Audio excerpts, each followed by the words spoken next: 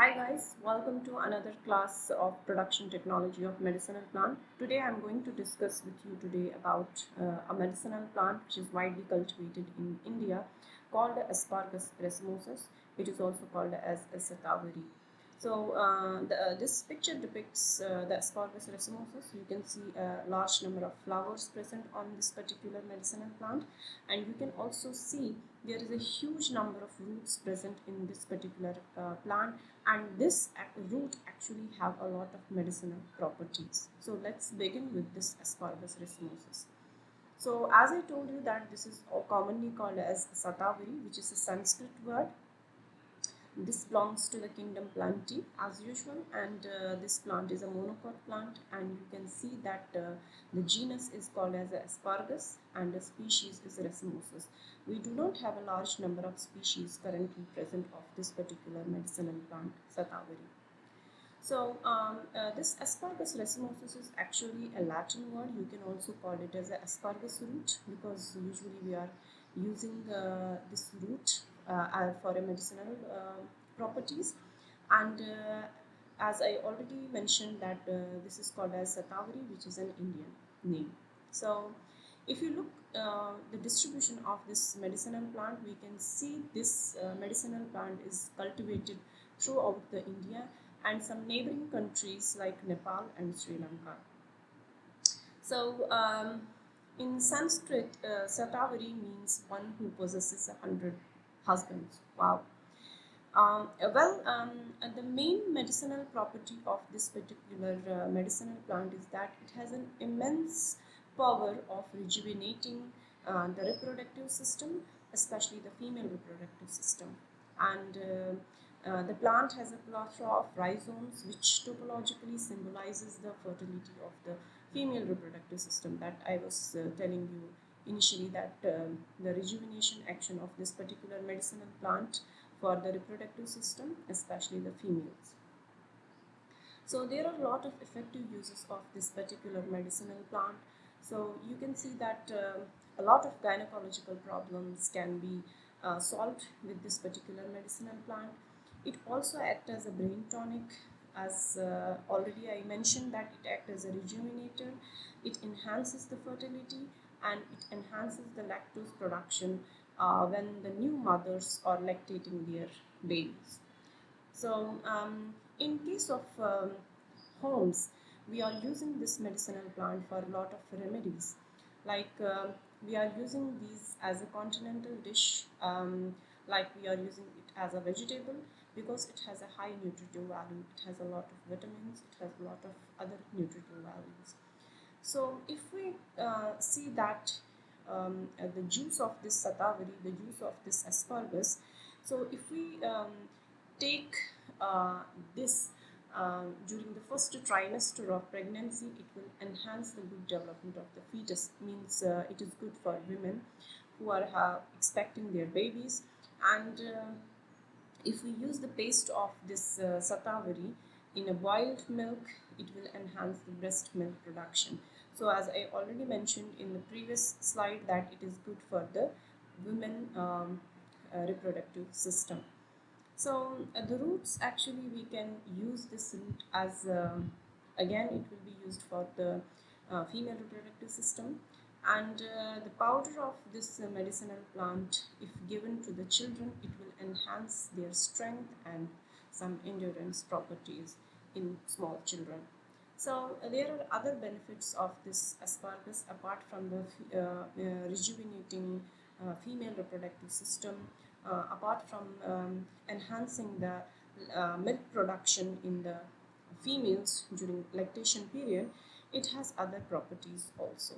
So like if we see that the roots, actually they are very bitter, but it can be used for a lot of properties, like it can give the cooling, it can enhance our nervous system, it can be also used for some nervous disorders, it can be also used for some throat infections, urinary tract infections. Some researchers have also proved that this particular medicinal plant can be used for tuberculosis, which is widely seen in our country, and some pulmonary diseases, like we have the bronchitis, we have the wheezing coughs, or some other small like medical problems, like we have this muscle spasm, or also we have some stomach ulcers can be also improved with the help of this medicinal plant. So it has been also seen that this particular medicinal plant also can give a strength during the chemotherapy of this cancer patients. It can be also used for the dehydration, some chronic fevers, or it can also boost the immune system in case of the HIV positive patients, and it can also help the women during the menopause period, and also it can help the it can enhance the or it can help the people who are suffering from the infertility. It can also help them in certain ways. So these are other benefits of the asparagus. Now if you see that how much we can take the asparagus per day, so this asparagus can be taken around 3 to 6 grams per day in the form of a powder. In markets, you can see a lot of powders are present, so you can just check out in the market and you can get a lot of asparagus powder. Well, and now coming to the production technology, how we are going to produce it. So as I mentioned that it belongs to the India, we are using it, we are cultivating, or we are widely cultivating a lot this medicinal plant. So we need to know that how we are going to produce this, right? So that we can get enough number of roots, we can get enough number of seeds for this particular medicinal plant. So if we see that the soil, because we need a soil for cultivating it, right?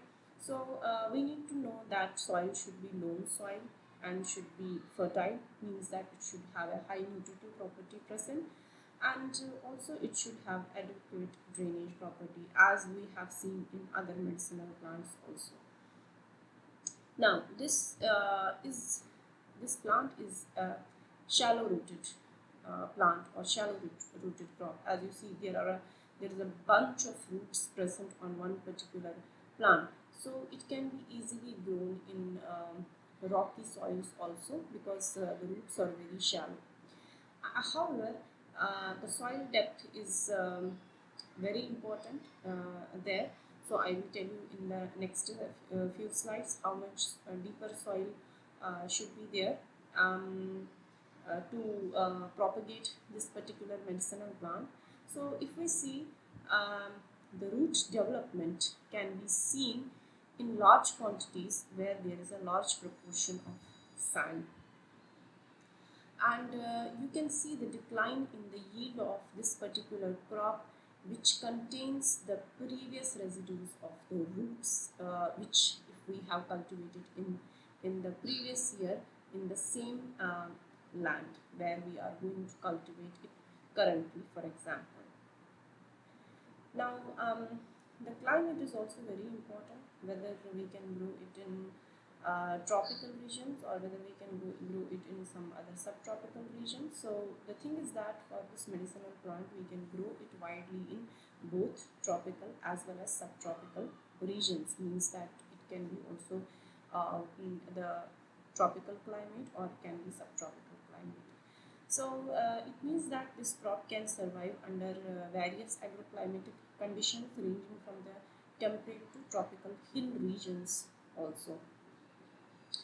Um, so you have to know that this particular plant, it can be grown in moderate hills with having a medium elevation, and usually in the Western Ghat hills where the elevations are between 800 to 1500 meters.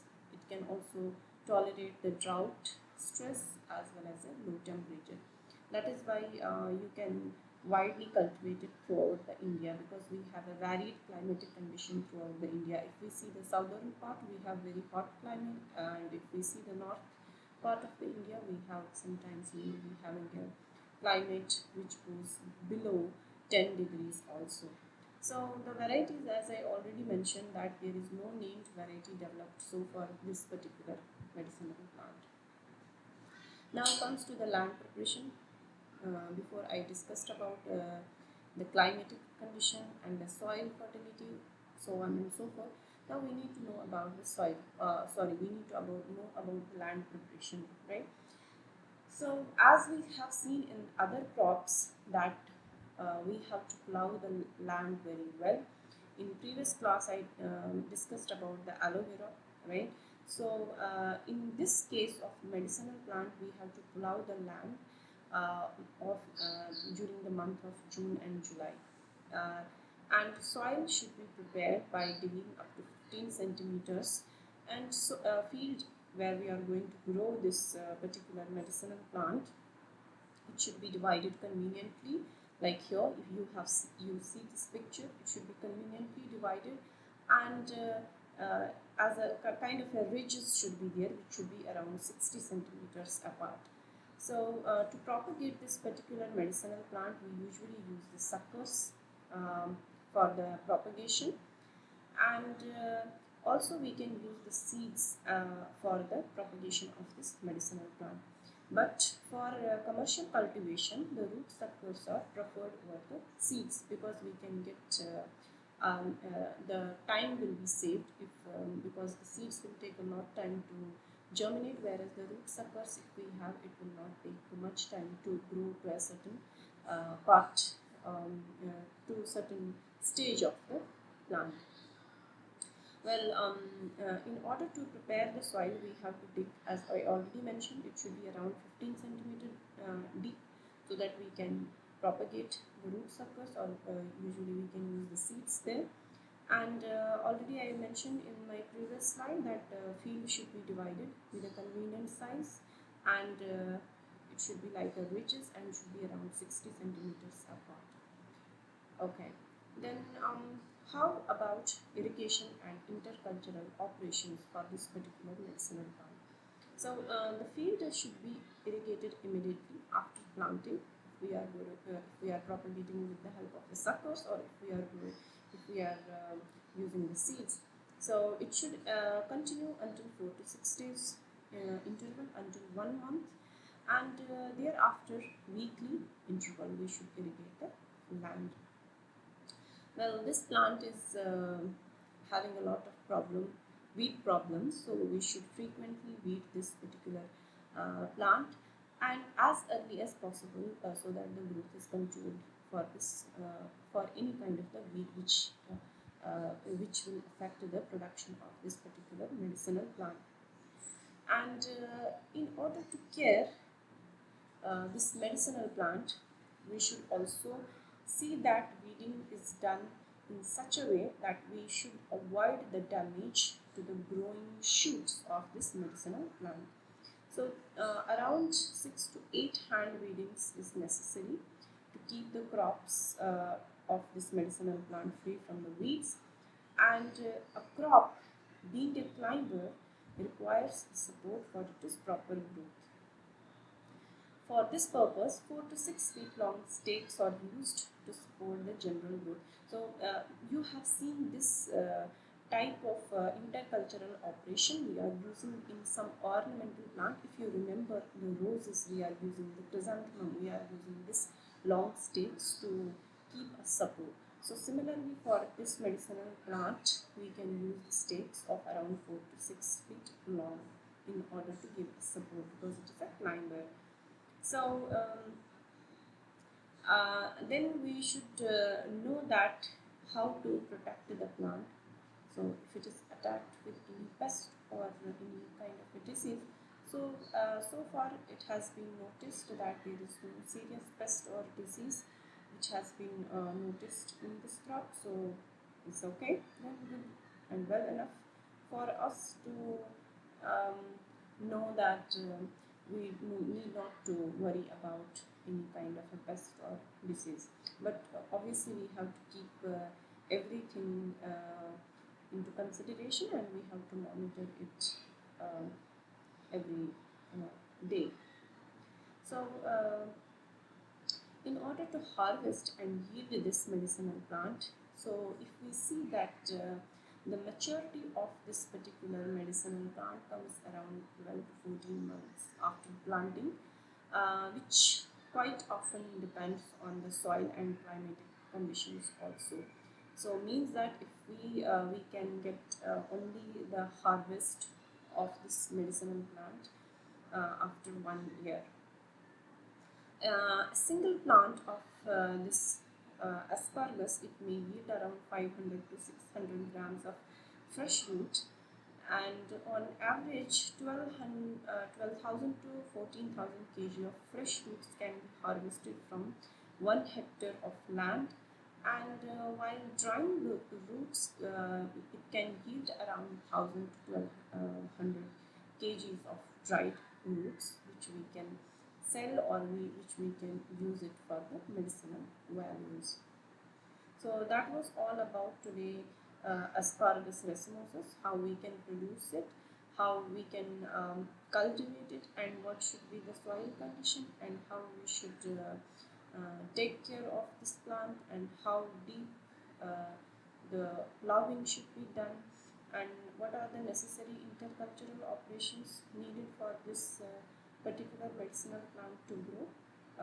So thank you so much for your attention. In next class, I will be talking about some other medicinal plant. Till then, bye bye and stay safe.